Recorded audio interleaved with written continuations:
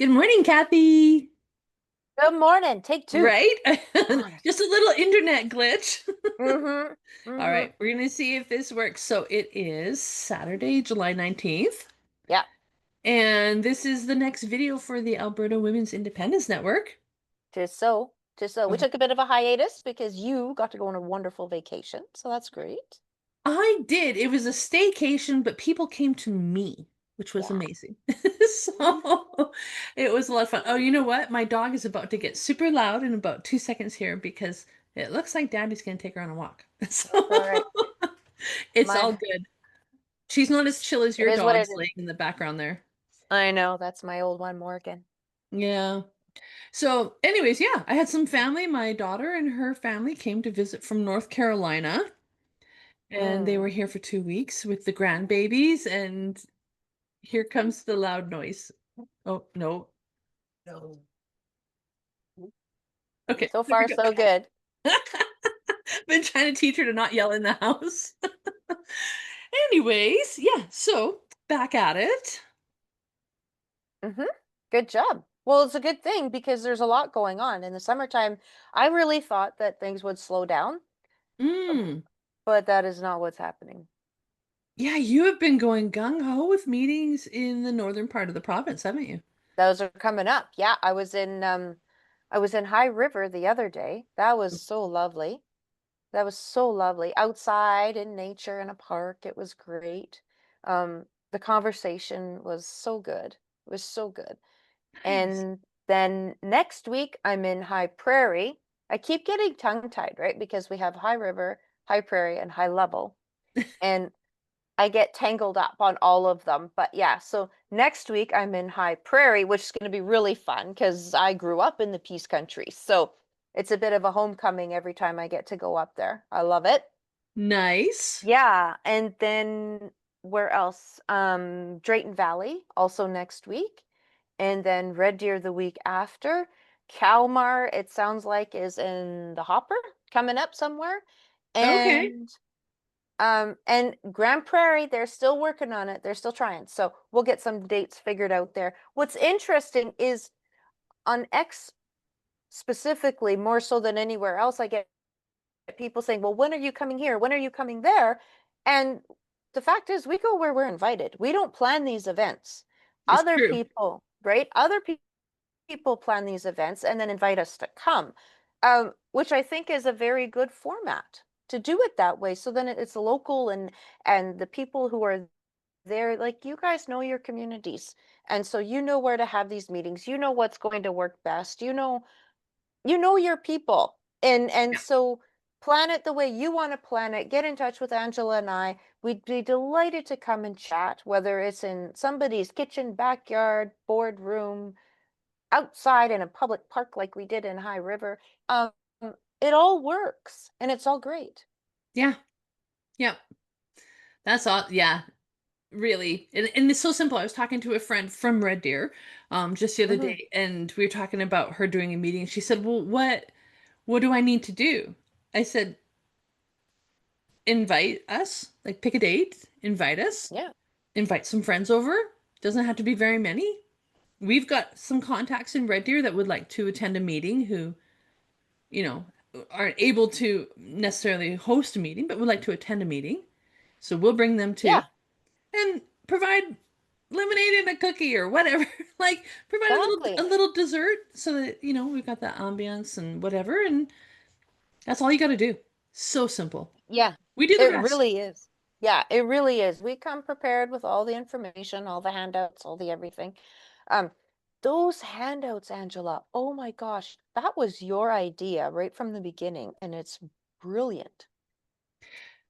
I'm actually shocked at it, to be honest. But I think it's just the to have it illustrated right in front of you, like here is the root cause of the problem in Canada. It's unequal and unfair representation. And for anybody who's going to say, oh, it's based on population, you are, I'm sorry, 100% wrong. Mm-hmm. It is not. And that's what our whole messaging is about. Yes, population is part of the formula for the House of Commons seats, but then it gets skewed by all kinds of favoritism in the forms of different clauses that are applied to different provinces. And yeah, I really think that people are visual. Most people are visual, especially nowadays in the world that we live in, and they need to see it. They can't just Hmm. be told it, they need to see it. And yeah, I mean, you've seen it. Every time I hand that out, I just stand there and wait for the comments. Yep, exactly. And then when we have them fold it open and see the numbers that let you really know what's going on from coast to coast, people lose their minds. Yep. They do. Like it's almost, you go into you almost go into counseling mode sometimes because people just feel so duped.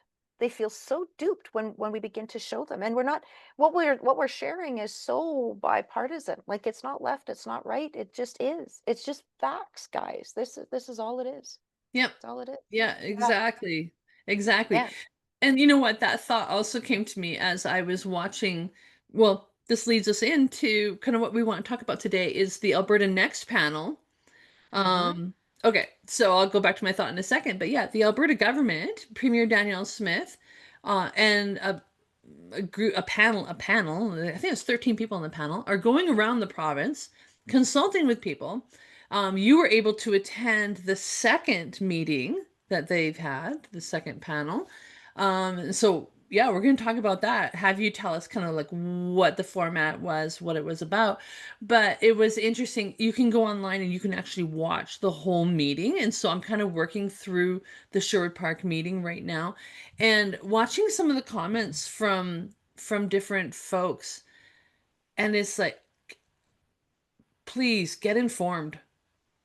Like, Yeah. great that you're there, but if you're just there to spew emotion and name call other people that don't agree with you simply because you don't have the facts, like, woof, that's not Yeah. good.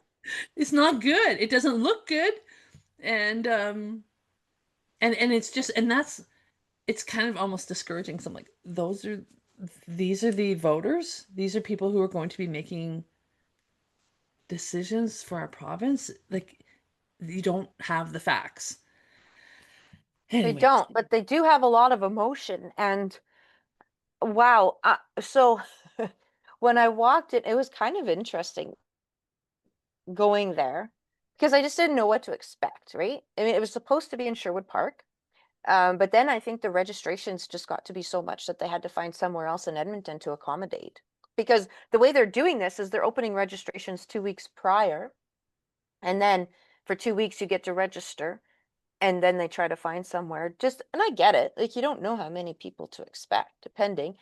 And the other thing that was fascinating is there were some shenanigans going on where people were booking like blocks of tickets. So 10, mm. 20, 30 tickets under one name, but not putting any names to those tickets. So they had anybody who had more than one had to log back in and put a name to every single one of their tickets. Oh, interesting. Yeah, so this is the garbage that goes on. Like just go and be heard. Stop with your games. But anyway, so that wasn't me. I just got one ticket for me to go and it was free. Like there's no reason not to go. So I go in, I drive into the parking lot and there's two lone protesters all by themselves. And I'm like, okay, that's What are they fine. protesting? Apparently Danielle is fostering all kinds of division and she loves Trump and Armageddon is coming because of her. So fine.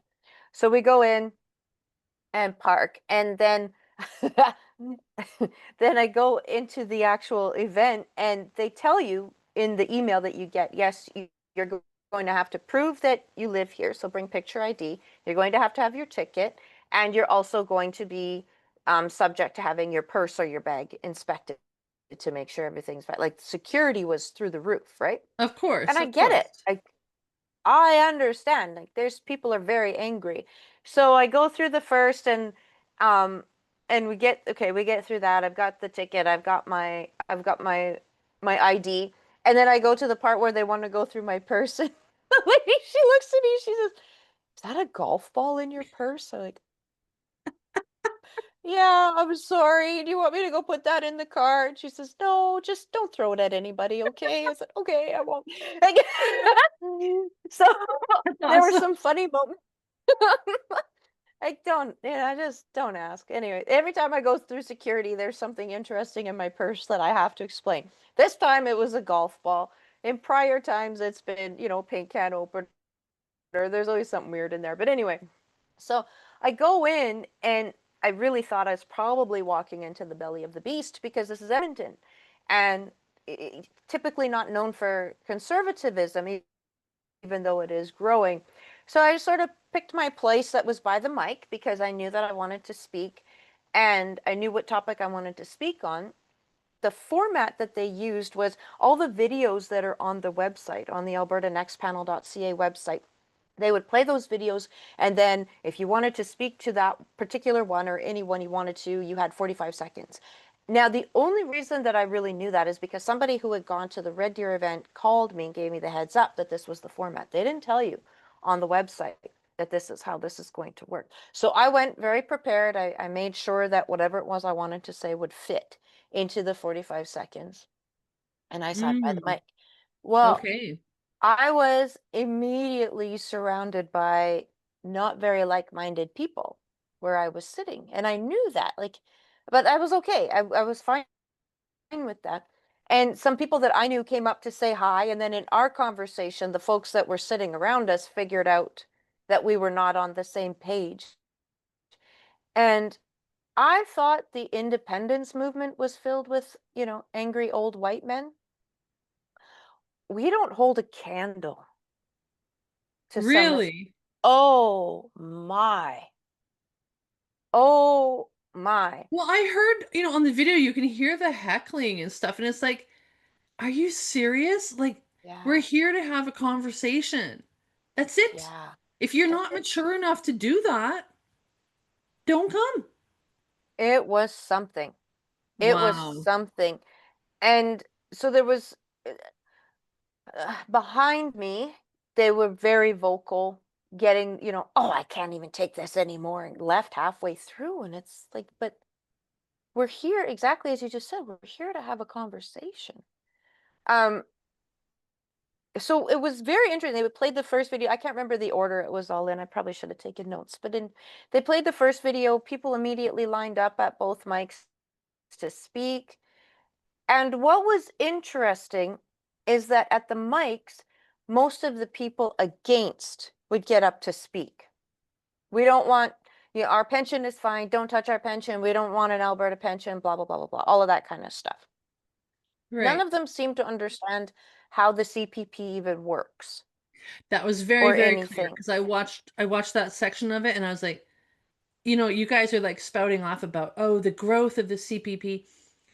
It means Yeah, absolutely nothing to how much you're going to actually get in the end. So that growth means nothing exactly. to you. It doesn't. You don't realize that. It does not reflect on anything. No. Um, so that was interesting. But then when they did the straw poll, well, let's just see how many in the room would prefer an APP. It was easily 2 to 1. Yes. Easily 2 to 1. So the folks that were against it, they were immediately shocked at how many, like how in the minority they were. Hmm. And that was the theme the whole way through, even to the point where the moderator at one point made the comment that the hands going up in these straw polls don't match the decibels in the room, Interesting.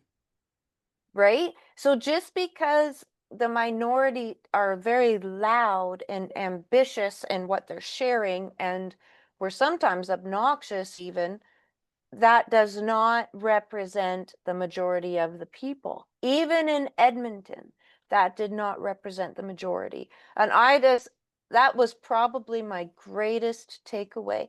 And they were loud and they were rude. And I mean, at one point there was almost, I thought for sure there was going to be a handful of them escorted out the door because it was warned, if you're going to be like this, we're not putting up with it.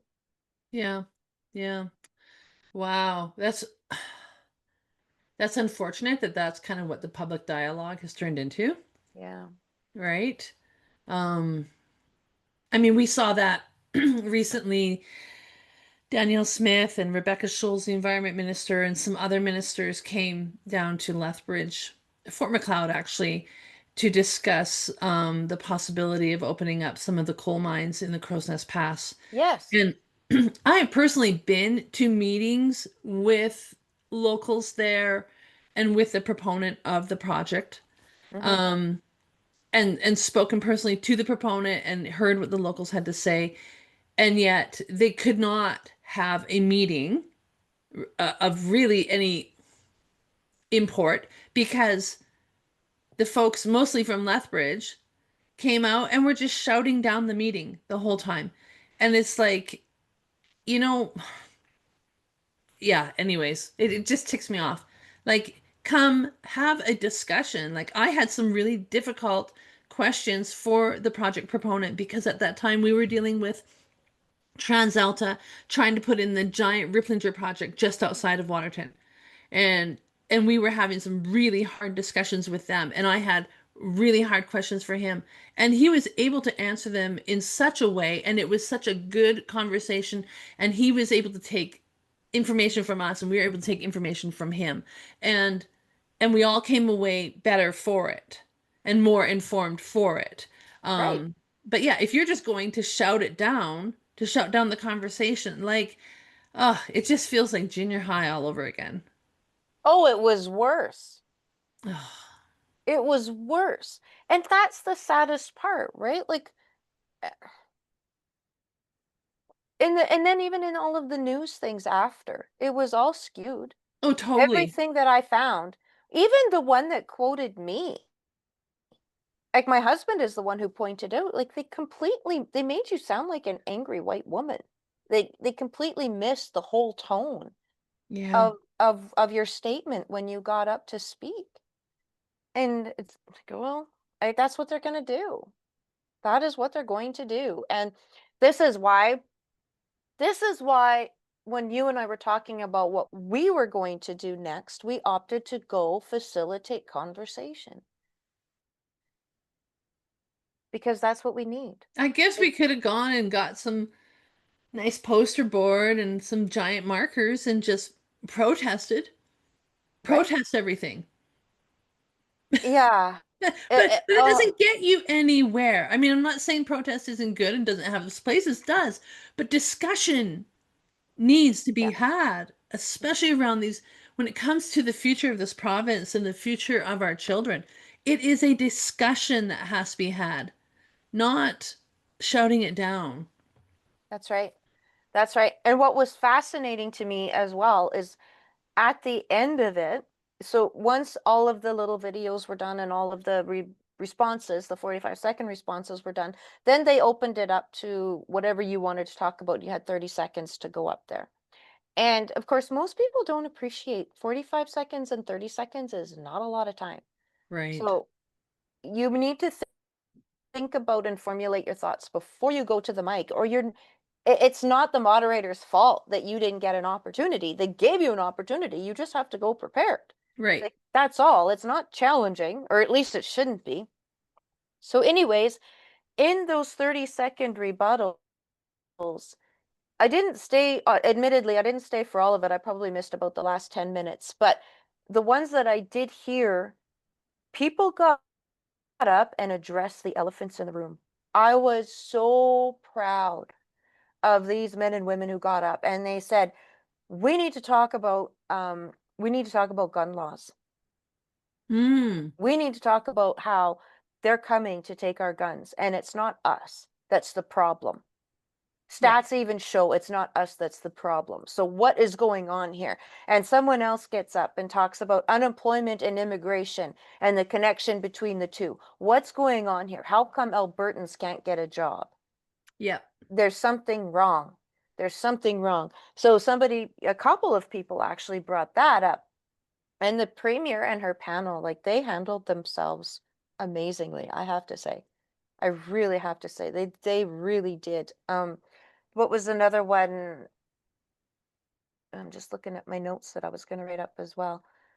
Immigration, gun laws. There was a third one. I can't remember what it was, but it was a topic that garners a lot of emotion from a lot of people, and and Mm, these guys and gals were not afraid to get up and talk about it. But then on the flip side, there was a lady who got up and at the 30s on the 32nd portion at the end and was almost crying at the thought of losing her CPP.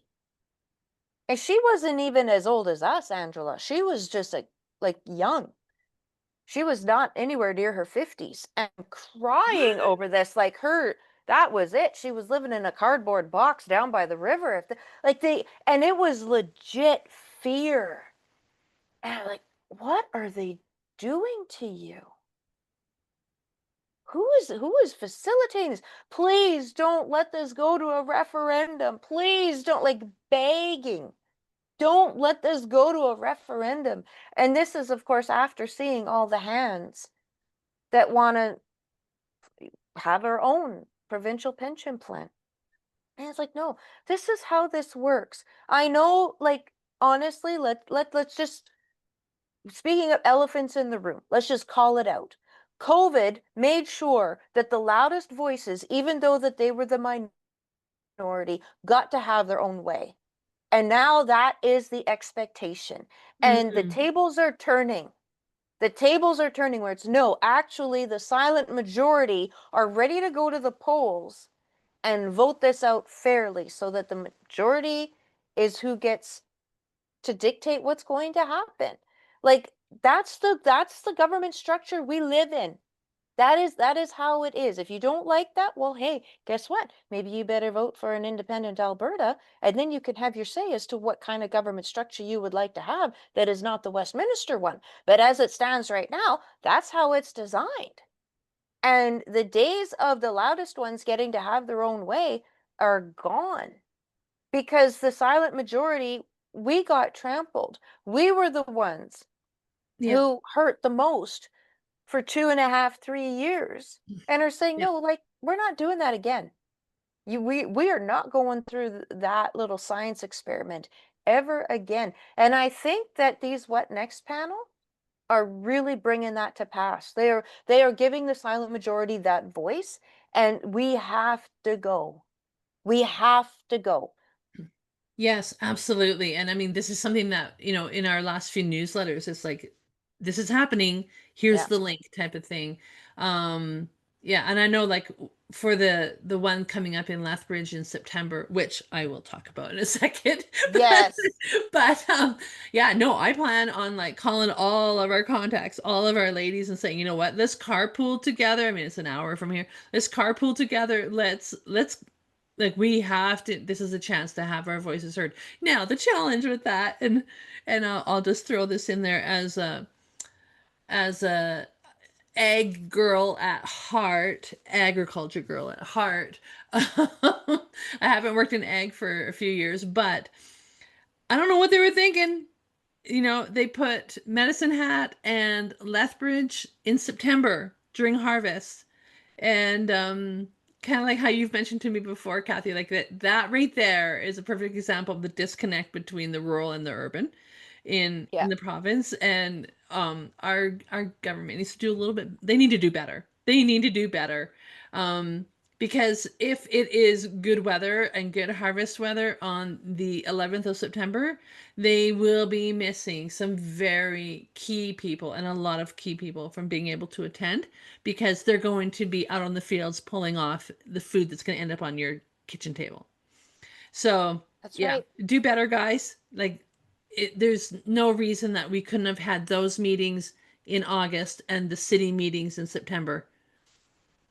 It would have been much better. But anyways, yeah, no, I plan to. I'll be carpooling with some ladies and making sure that our ladies are there.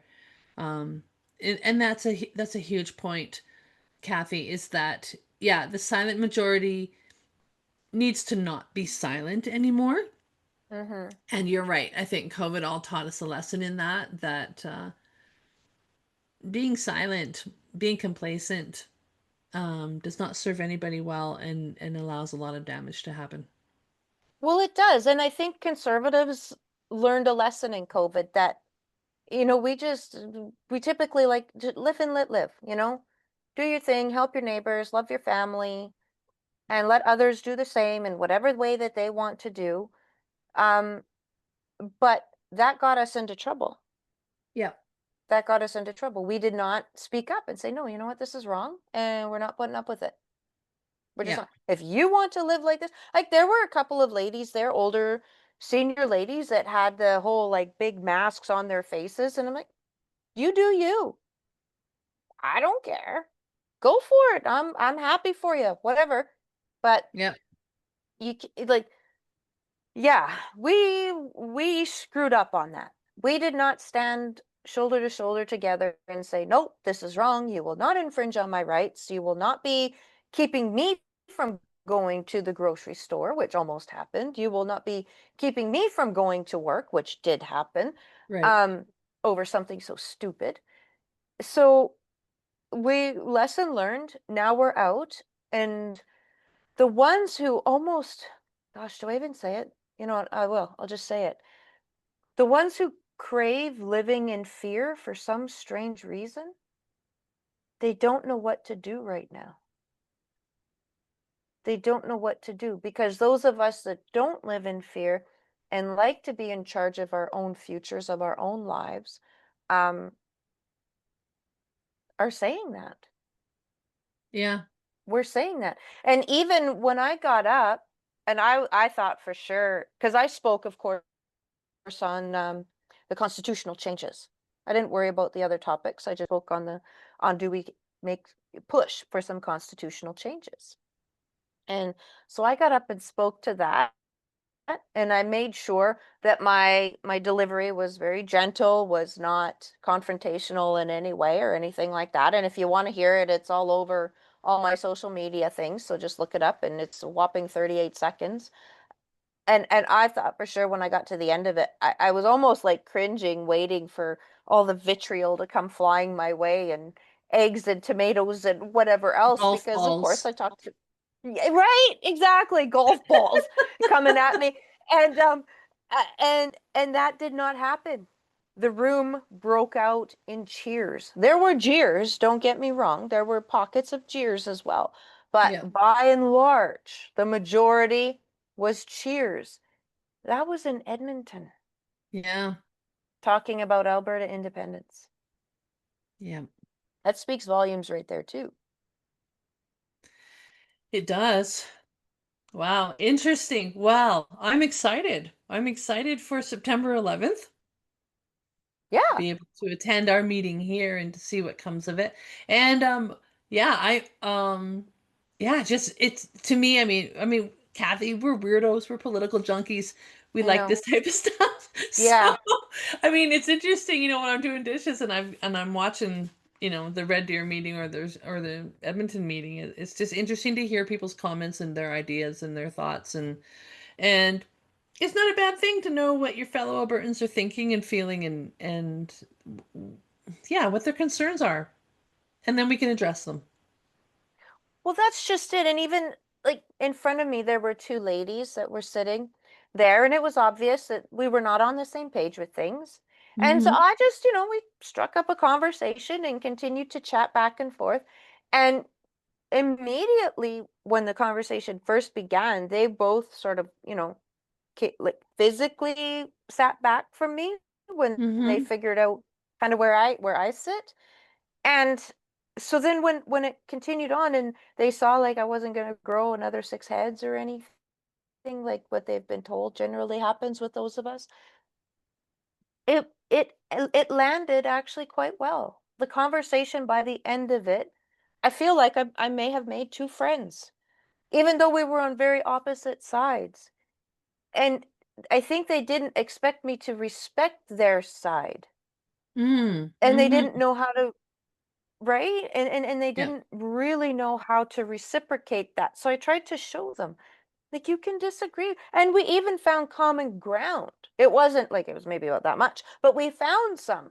And There's always common ground to be found. yeah, There's always common ground. And oftentimes it comes down to like, what are the things that you value most in life? Most people value, family yeah, and those connections and realize that that's what makes life worth living. And they might feel that the best way to preserve that is in a completely different way than we do, but that there's still that commonality there that we can always build on that. yeah, exactly. Exactly. So it was really interesting. It was kind of fun to throw them off a little bit like that. Um, but I think and you and I have said that so many times, right? That's how we're going to do this is one conversation at a time, at a time, at a time. Yeah. Yeah. And Oh, I love it. yeah. So that was the experience there. I just really encourage people to go. If for whatever reason you can't go, get online, fill out those surveys. There will also be online town halls too That's coming up. right. Yes, I think they have a couple of them scheduled. Yeah. That will So be interesting to see how they do that. yeah, yeah. And it is like the number of people that are filling out the surveys is astronomical. It's completely shocking. And the Yeah. number of people who are attending even online with these last two, the Mm-hmm. numbers there have are in the tens of thousands. So, Interesting. That's mm-hmm, good. It's good to see that level of mm-hmm. engagement. And you know what? We will include links to that the next panel website in the video description so people can just go down there and click it. And Yeah, you're right in. Very nice and easy. You don't have to search around looking for it. that's right. That's right. And so I guess, I mean, closing this up, speaking of events, the ones that we have are not closed either, right? So Right. when you see them advertised, like for example, the one that's in High Prairie, that is out on our social media pages now. If you want to go, let me know so I can tell them how many to expect. Drayton Valley, same thing. Red Deer is going to be the same thing. Just let me know so I can tell the people that are hosting it how many to expect so that we make sure we've got, if they're serving food, they make sure there's enough food, if there's enough chairs, whatever. Perfect. These are open to everybody. So come and hear the message. Come and have a chat. Let's meet you in person. Let's talk about this. Awesome. I love it. Yeah, me too. Me too. Me too. And it's just so much fun making friends all over the province. Oh my goodness. That really is the most amazing part of this is that yeah, you find out who your people are. And they're Yeah. amazing. And everybody's got a story. Yeah. I just love it. Yeah. Yeah. You know what else was really fun? When I was in High Prairie, there was one lady there. Now that was the third time that she had been to one of our events. Mm. And so the first two was both you and I, but then this time I was solo because you were enjoying much needed time with your grandbabies, which was Hmm. lovely. Um, but she came up to me afterwards, and I'm paraphrasing a little bit, but basically she said, "I get it." And I said, "What do you mean?" And she says, "You and Angela always say that you target the women because your message is more geared towards them, and that when there's more men in the room, the women won't talk, and all the things that we always say. But men are always welcome. We always encourage the men to come, but just know that our delivery is more towards the women." And she says, "I get it," because in this scenario, the numbers were a little bit skewed, and there were a couple of guys in there who got boisterous. They got Mm. boisterous. And she says, it was exactly like you said, that the women just immediately kind of, not all of them, but most, just kind of cowered Mhm. down. And she says, "I wondered how you were going to handle that." She said, "You put those boys in their place. That was good." I said, "Well, I'm, I'm the exception. I'm not the norm." And Angela, the same. And so we know that and try to work with that, but make sure that everybody gets a chance to be heard. So it was kind of it was a neat confirmation that you and I are on the right track That's nice. because women are right. We are 50% of the population, but we also know that most women are not there yet with the topic of independence. So we've got to get this message out in a way that they can understand and make that decision for themselves without feeling pressured or whatever, but just have the Well, and right we're finding information. that we're finding that, right, with our meetings is that, Yeah. well, somebody comes in, they might be skeptical, they might not feel confident in their amount of knowledge or whatever. And by the time they leave, they're like, sign me up. Yeah. Sign me up. And I'm gonna venture a guess is between 94 and 98%.